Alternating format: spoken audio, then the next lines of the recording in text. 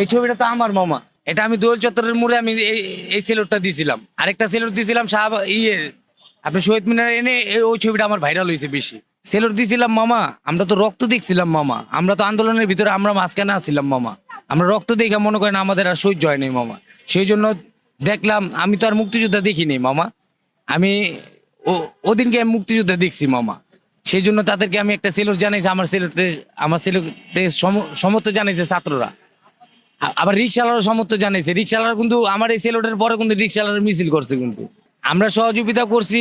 যেরকম একটা ছাত্র পুলিশের আহত হয়েছে, আমরা ঢাকা মেডিকেলে নিয়ে গেছি, তার না ভাড়া লিইনি, আমরা কোনো রিক্সাওয়ালা ভাড়া লাইনি।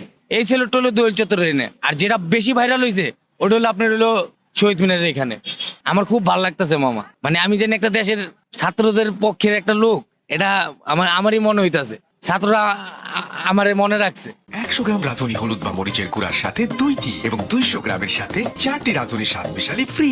এই যে আমি দেখি পরে খেয়াল করলাম এটা আমার ছবি, সব মিলিয়ে আমার তো খুব ভালো লাগতেছে মামা।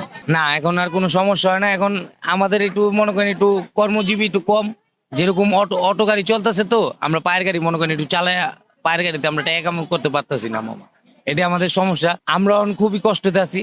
সরকারের ওখানে আমি একটা কামের আবেদন চাইতাছি, আমার যে কোনো একটা ছোটখাটো যদি একটা কাম দেয়, তাহলে আমি মনে করেন কাম কইরা আমার শাশুড়ির চিকিৎসারও ভার করতে পারতাম।